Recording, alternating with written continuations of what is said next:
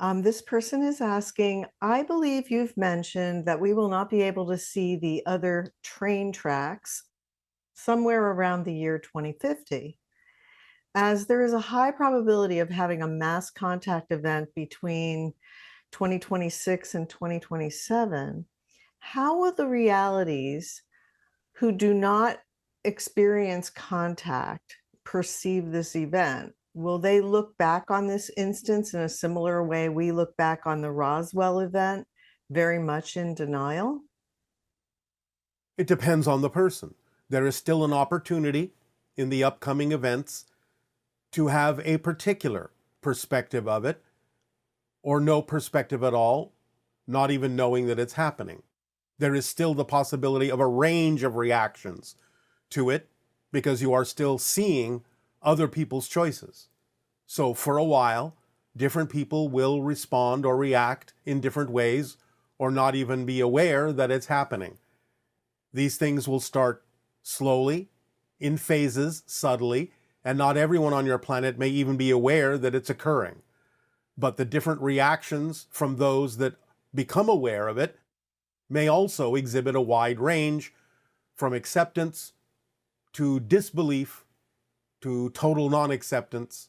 So again, there is still time for people to make choices about how they relate to the idea of open contact, and you will see a number of different reactions and responses to any particular UFO events or contact events for a few years to come. Okay. This person says, I was wondering if the first major contact event will happen in dream form. I feel like more people would be open to the idea of it since they are in a dream state. I'm aware that a lot of people are already making contact while dreaming and just don't remember it. But will we have a dream we remember which will unlock the door to making physical contact? That is a high probability. It is common in first contact scenarios in many civilizations, including a high probability in yours, that the idea of widespread open contact will be experienced en masse in dreams before it occurs in physical reality. Very interesting. Will open contact happen on a large scale, visible to everyone, ensuring that no one is left out? No, because again, there are those who may choose not to experience it. It will happen for those who are willing and open to experience such a thing. So again, the scale of it will happen in phases, will unfold in phases, and those who are open to the vibration will experience certain aspects of it, and this will change over time and broaden over time. But there will be those who are simply unwilling to experience such things, and we have to respect that. Therefore, vibrationally, they will simply not be capable of participating in the experiences that others may be open to experiencing. And what will be the impact on those with religious beliefs when we establish open contact? Will they resist, or will you assist them in gaining a deeper understanding of Jesus and God? We will assist where we can, where people are willing and open to receive assistance. Again, there will be a range of responses and reactions based on people's beliefs, be they positive and or negative. And again, this range of responses and reactions will still exist for quite some time as you process what is going on, as you work through things and determine for yourselves which track you ultimately prefer to be on. And how are you feeling regarding the current UAP issues with the US government? Will we make progress soon for disclosure and contact? You are making progress. The term soon is relative. But again, progress will be made in a number of different ways, not even necessarily so much by your government, although there will come a time when they understand that there really is no other choice but to reveal what they know, at least to a large degree. Because the movements that exist in the public domain will have advanced farther at a certain point than the government's abilities to interact and expose the information that they are aware of. So it will happen as a multifaceted approach from different corners of different public interests and different public activities, and come together at a certain timing, again through the window over the next decade or so. And since it's the year one of Countdown to Contact, can you tell us more about the ET races that we could encounter, like Sasani, Pleiadian, Yael? Again, it is most likely that those most similar to you, such as the Pleiadian civilizations, will be among the first that you will experience when open contact begins in earnest. Hybrid civilizations you will experience. Yael will likely be first because they will be the ones bringing the hybrid children to Earth eventually. My civilization, the Sasani, will not necessarily be first, but we will be in the mix further down the line, as well as other civilizations. You've mentioned that a lot of ET races use similar ship types. We could, of course, reach out telepathically, but are there also physical differences in the ships we would notice, for example, between the triangular ships Pleiadian, Yael, Sasani use? Well, again, yes, of course. You have witnessed many different types of ships that have many different kinds of functions. And different civilizations usually have types of ships that are relevant for them. A lot of civilizations will use the saucer-shaped ships. Many will use triangular-shaped ships. There is a kind of exchange that does exist between civilizations of some of the technologies. And so the use of different kinds of ships has become more mixed over time, with different civilizations acquiring the technologies of other civilizations.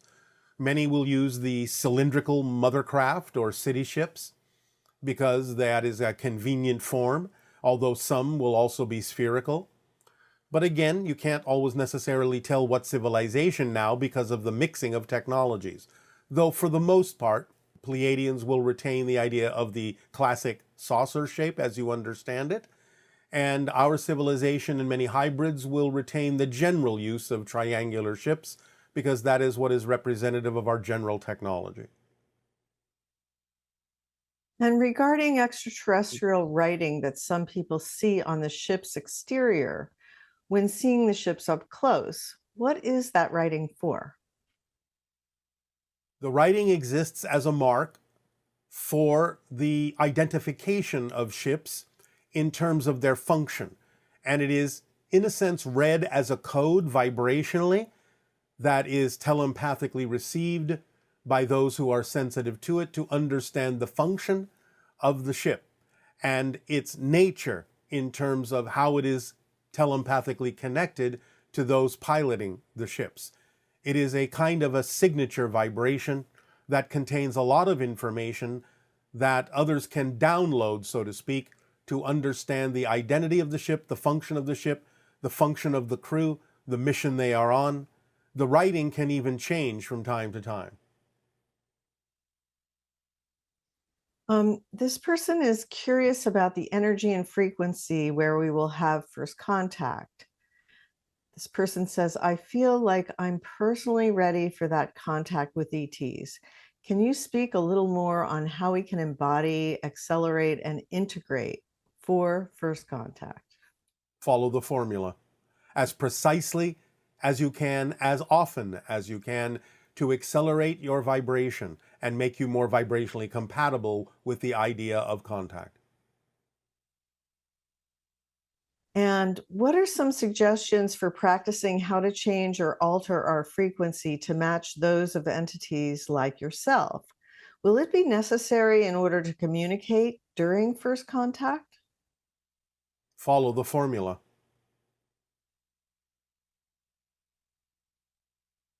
Okay.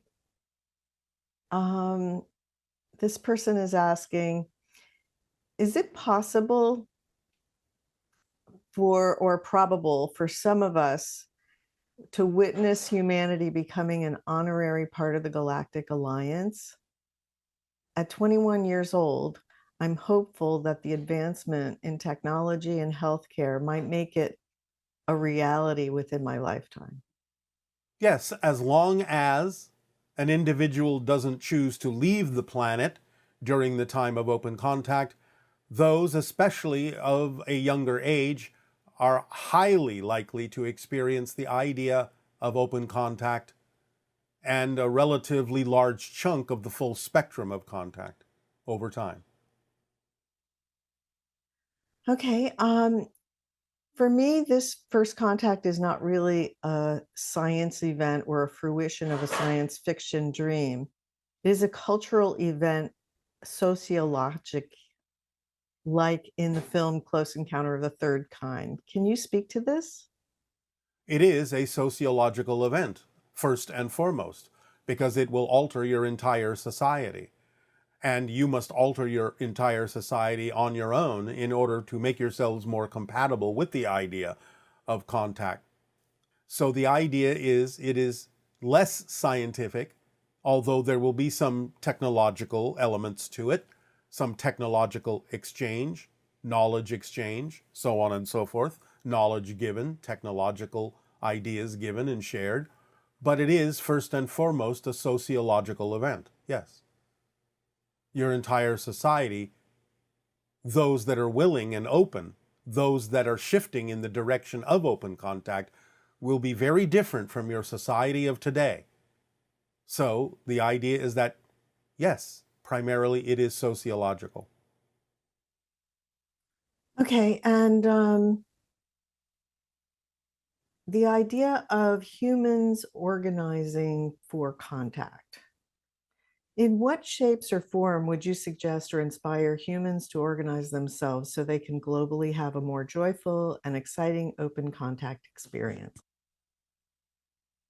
Some of that type of information will be being delivered in upcoming transmissions that have to do with what we are preparing you for now.